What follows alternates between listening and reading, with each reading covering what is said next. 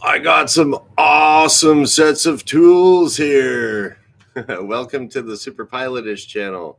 My name is Graham Wilson, and today I'm going to be talking about how you can learn anything online in my basement. Yeah, so I just figured I'd bring out the tools here. I had to use some of these the other day, and hey, Denis, I see you in the chat. Thanks for coming by. Yeah, so I'm just going to put this away, and I'll just kind of tell you a little story time there. So yesterday, I was I went to go get a new battery for my car, and then because it was getting a little bit old, and seating here a little bit closer. Yeah, so it's coming up on my for my car. The engineers, the good engineers at Volkswagen, have decided to do maintenance at. Okay, what was the one I did? One at 60,000 kilometers, 75,000, and now I'm coming up on the 90,000 kilometer checkup on the for the maintenance, and or it's 60,000 miles in the States. So yeah, and I was thinking it might be due for a battery, and I actually one of the things in their little checklist was to check the battery.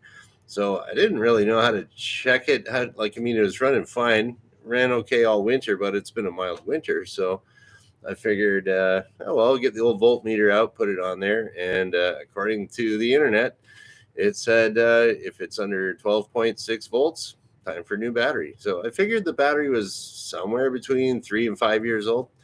And yeah, so it's like, all right, well, that's what they say. And I went down and got a new battery, and they were kind of short staffed down there, but it was still had some pretty good service at where I got my battery at.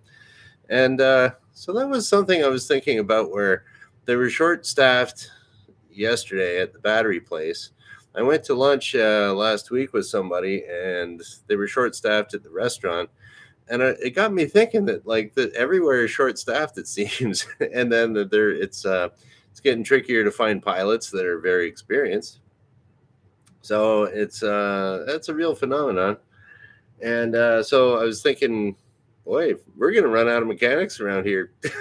So, anyways, I was gonna say how to fix your car online, but I found in my research for that, I found this guy. He's got a fantastic video on, like, if you want to just start working on your car. And after I'm done this show, I'll put it in the link in the description below to this other guy's video. He said like everything that I wanted to say about how to get started. And one of the things that he was talking about is like what you need for tools. So this one here is a 233 piece. It's pretty heavy, Canadian Tire special. It's got like pretty much everything you need to work on a car. It's got Allen wrenches, regular wrenches, 3 different types of socket sets. It's a really good set. So I got it for Christmas one year, and it's come in handy. It's pretty heavy. I'll throw it back under the table here.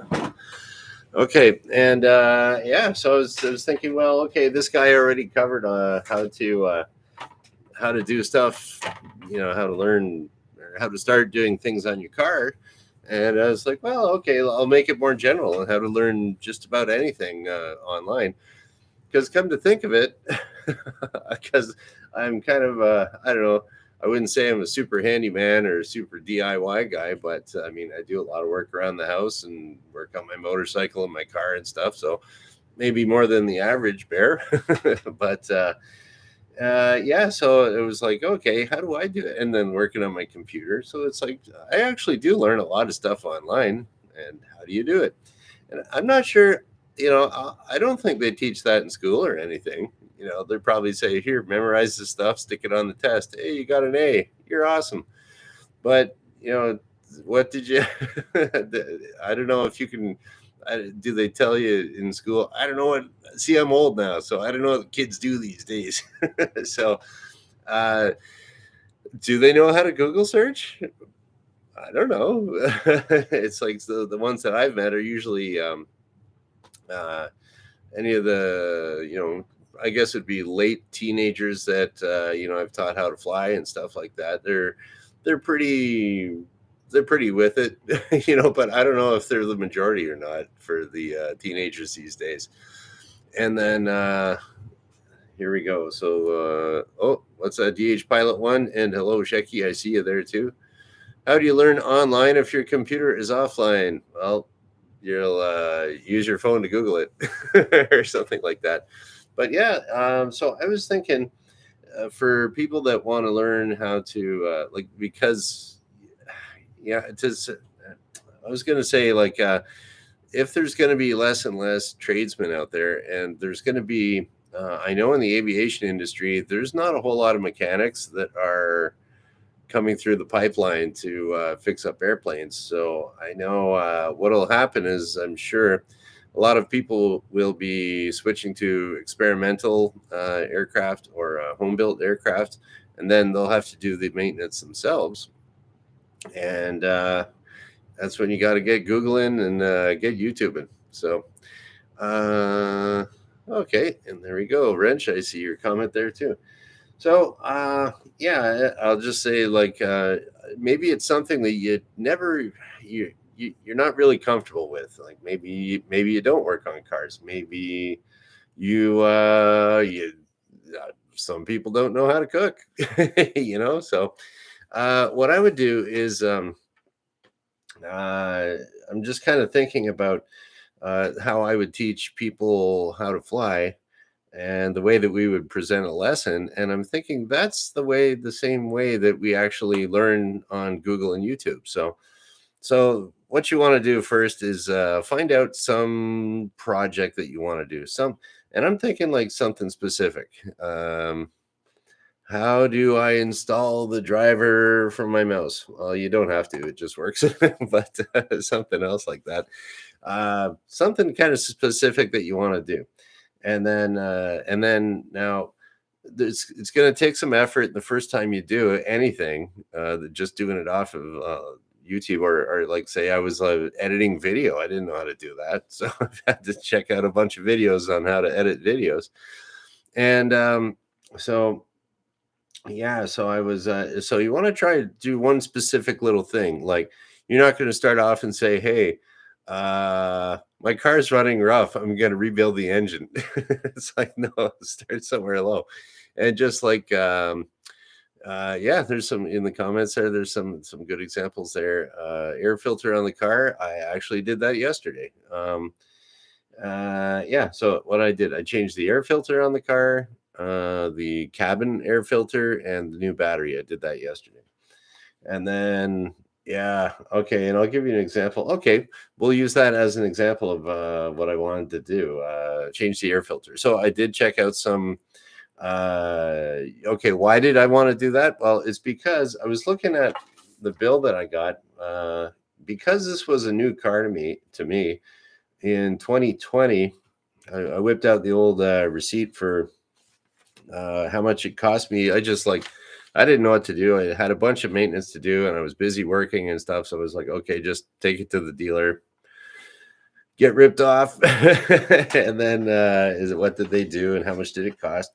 And it's like, wow, man, they were charging $129.95 for labor per hour. And what else we got there? Expensive stuff. And then it was like they didn't change the air filter, but they changed the cabin filter. The cost of that was about what I paid at the store. So, but I mean, the whole thing cost me $761 for the 60,000 kilometer checkup. And okay, parts were $300, labor was $369, and tax was $87. So it was pretty pricey, and you can save a lot of money. So there we go. Now that I'm a semi-retired flight instructor, it's like, yeah, I got some time and I got some wrenches, and I can save a little money there. So what did I want to do? I wanted to change my air filter. And so why did I want to do that? Is because I wanted to save some cash, and it was coming due anyways for that. So the way that I did that was, okay, I checked it out just on YouTube, how to change. And if people don't know how to Google search or YouTube search, just type your exact question. Hey, Mr. Google, how do I change this? Question mark. Write it out, hit enter, boom. Probably the first few hits you get are going to be close. So I don't even know if people know how to do that, but now you do. So type it into Mr. Google. I'm sure kids have grown up with it, but I don't know. Maybe they just text their buddy or something these days.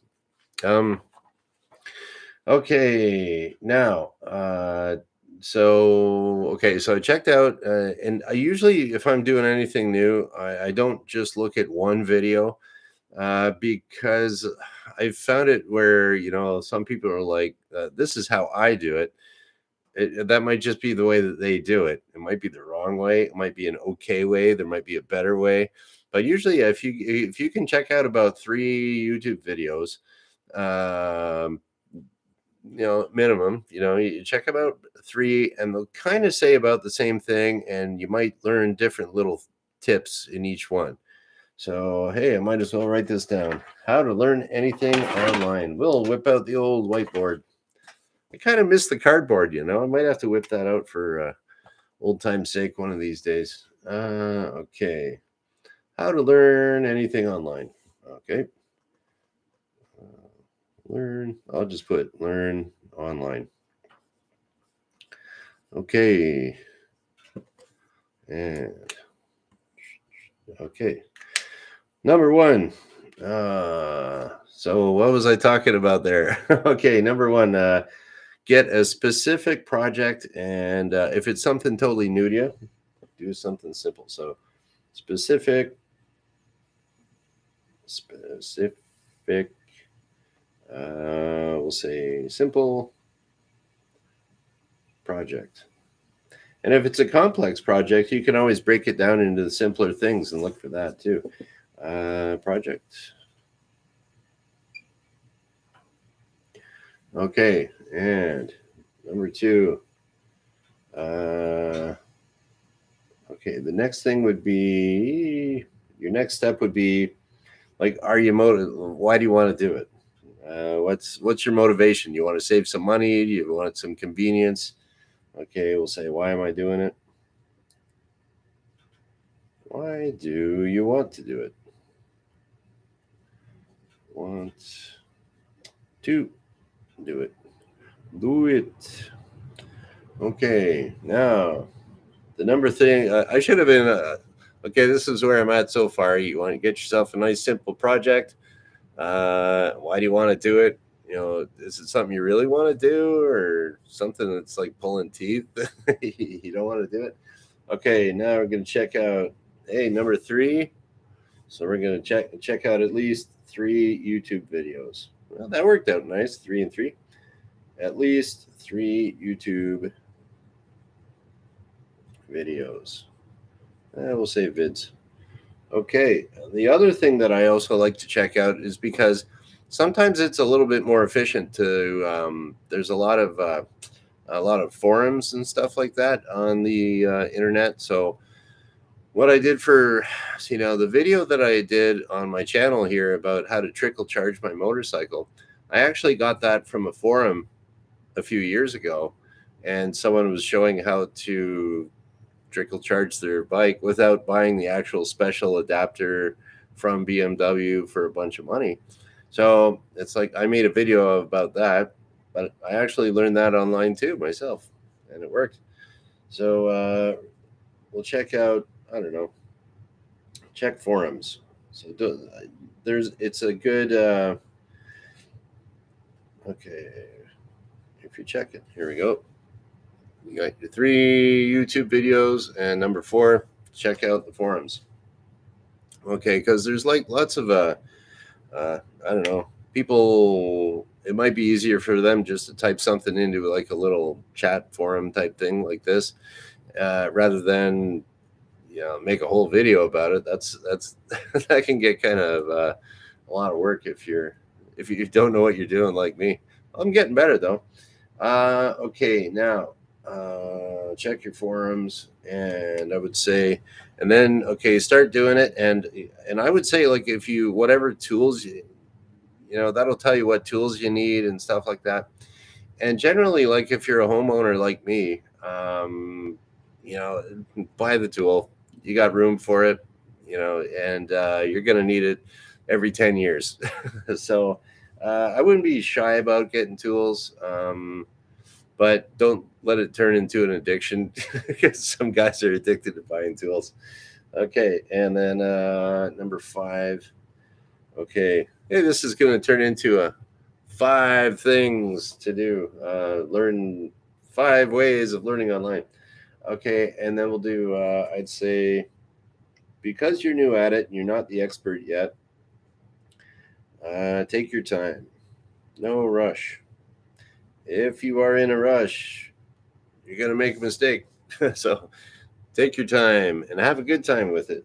Oh well, you can imagine. I ran out of room, but yeah, like what I usually do when I'm working on the car is I'll just put it on the radio. I got an old radio out in the garage, and just put it on the radio. And because I worked in machine shops around here, everybody always had the same radio station on. It was agreeable to everyone. Like sometimes some guys would like country, other guys would like rock, and then they'd start cranking up the radios, and you start having radio wars. And then it got so loud in the machine shop that the radios were out blasting all the machines. And then the boss comes out from the office and says, "Yeah, turn that turn that stuff down. If you guys don't turn it down, I'm gonna get rid of all the radios in here." And then everyone's like, "Okay, what's a good station? What's a good station?" And everyone around here, they settle on your standard workstation in Windsor is 94.7 WCSX from Detroit, and just your standard classic rock stuff. And it just puts you. I'd spend so many years just listening to that stuff, and they replay all the same songs all the time. So it's just kind of like I programmed my mind to go into like work mode when I hear that type of music. And then when I was working up north, it was always another another station there. Well, around here, there's a station 100.3 Cool FM, and that has all your Canadian content on it, right? So there's different regulations in Canada that say you have to have so much percentage of the radio has to be Canadian content. So that reminds me, if I'm listening to that here, it reminds me of working in shops up north. And that's right, Shecky, Smoke on the Water, Deep Purple. That's a classic rock tune that everyone works to around here. So yeah, there we go. I guess we'll just kind of go over a little we'll do a little synopsis here, and then kind of wrap it up, and then I'll look in for a few questions. Okay, how to learn anything online. 5 things to know. Okay, you want to have a specific, simple project. Don't just say, "Oh, I'm going to rebuild my engine." It's like, no, today I will take off the alternator, something like that. And then your car is going to be out of commission for a long time if you're doing that for the first time. I never really rebuilt an engine myself, but okay, number 2. Why do you want to do this? Do you even care? Are you going to run out of steam like halfway through and go like, "Oh, why am I?" Actually, just about everyone does that through any project. It's like, "Oh, it's easy. I just take this bolt off. Oh, bolt stuck. Get out the WD-40, whatever." So yeah, so you probably will, if you're new to it, you don't know what you're doing too much, you're going to hit a point. But yeah, that's when you got to take a little break and have a bubbly beverage and just kind of think about things and then get back to work. Okay, so why do you want to do it? Make sure it's something that you really want to do. And I always recommend checking out, for anything online, 3 YouTube videos. There's probably going to be some similarities between all 3, and that's what you should shoot for. And take whatever tips seem to make sense for you.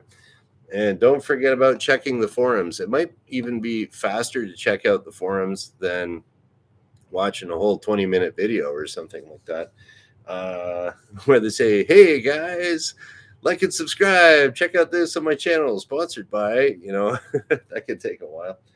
And I see Corey popping in here too. And and take your time and just be very zen about the whole thing. Now, I've read there's Robert Persig wrote Zen and the Art of Motorcycle Maintenance.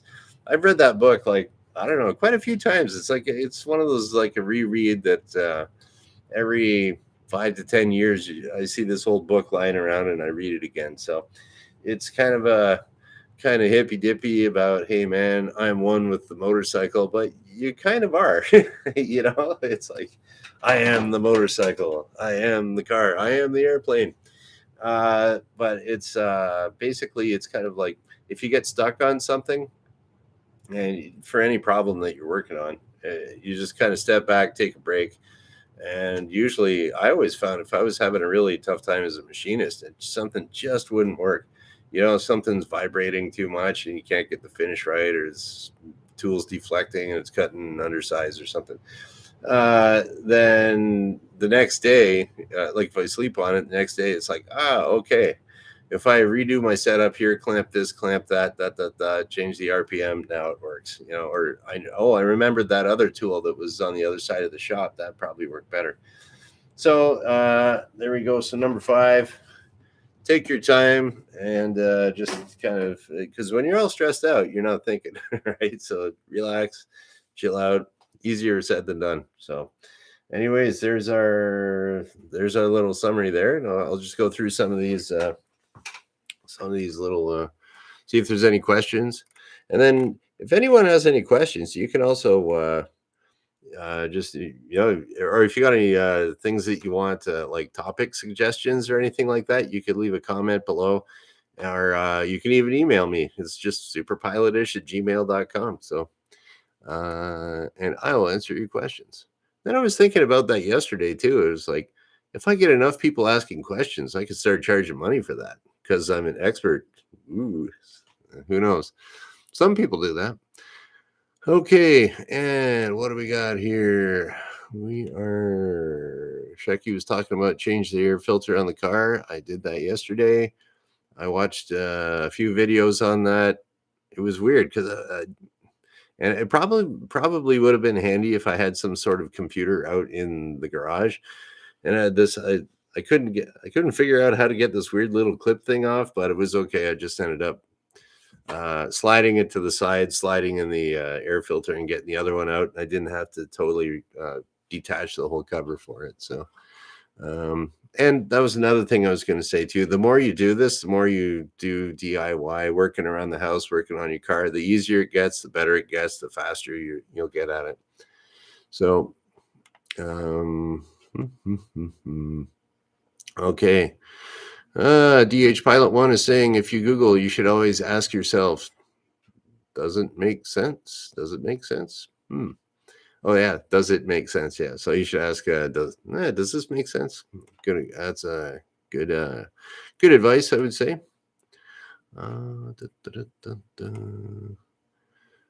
Okay. Oh, and there you go. A DHC Pilot 1 set it up like a PGI. Oh, you did notice my little form here, eh? Okay, very good. What else we got here?